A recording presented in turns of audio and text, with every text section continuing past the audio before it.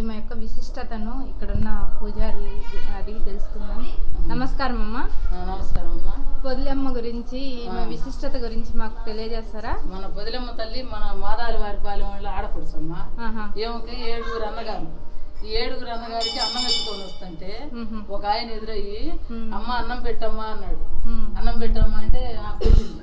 ఆ బయట కొంగుని ఏందమ్మంటే పొగాకు అన్నదంట. నాకు కొంచెం పెట్టయ్యి అంటే నేను పెట్టడానికి చేతిలో పచ్చడి గిన్నె ఉంది, తల మీద అన్నం ఉంది, దింపి పెట్టడానికి లేదు, నువ్వు దించి తీసుకో అని చెప్పనని ముడిప్పుతున్నాను.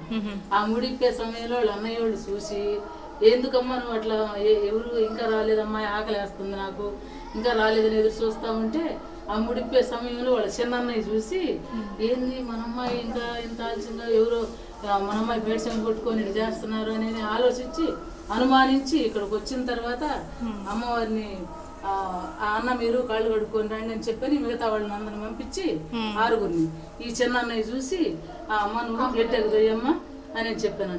తప్ప కంకులు ఎగదోయమ్మ అన్నాడు.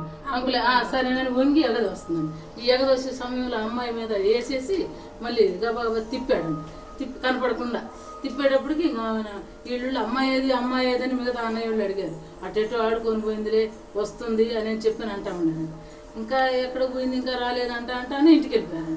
ఇంటికి వెళ్ళిపోయిన తర్వాత కూడా రాలేదంట. ఏంది అమ్మాయి ఏదన్నా అమ్మాయి ఏది తమ్ముడు అనుకుంటా ఒకరికొకళ్ళు విమర్శించుకుంటా. ఎక్కడికి పోతులే వస్తుందిలే అని చెప్తున్నానంట. చిన్నన్నకి తెలుసు కాబట్టి విషయం అంటే తెల్లారి పొద్దున మళ్ళీ మామూలుగా ఏది అమ్మాయి ఏదనంటే ఎక్కడ ఉందిలే వస్తుంది అంటా ఉన్నారు. ఆ సమయంలో మళ్ళీ తెల్లారి పొద్దున వచ్చి ఆ బంతిగుండు తిప్పుతూ ఉంటే పట్టున పగిలిపోయిందంట.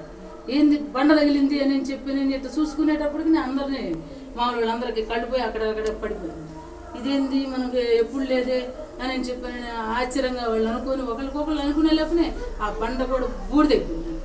అప్పుడు అమ్మవారు మామూలుగా శలగి అక్కడనే వెలిసి ఒక ఆయనకి మా గొర్రెలు కాసుకునే ఆయన బొత్తుల వంశం ఆయన ఒక ఆయన వచ్చి, ఏంది ఇక్కడ ఏందో మామూలు రోజు కల్లాలుండే ఇవాళ కల్లాలు లేవు, ఏంది ఇక్కడ ఏందో అంతా తెల్లగా బూడిదైపోయి ఇట్టుంది ఏందని ఆశ్చర్యంగా చూస్తూ ఉండగా ఆమె శిల కనిపించిందంట. ఈ శిల ఎక్కడమ్మా చూపిస్తారా?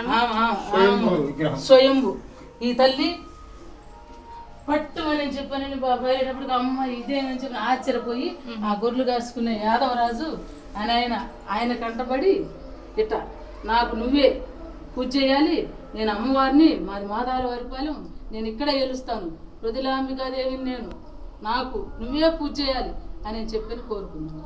అప్పటి నుండి వంశస్థులే ఒకళ్ళు వస్తా ఉన్నారు. అట్లా జరిగింది. స్వయంభు తల్లి స్వయంభు వెలిసినామె. ఇదండి పొదిలి అమ్మవారి స్వయంభూ అమ్మవారి యొక్క చరిత్ర. Thank you.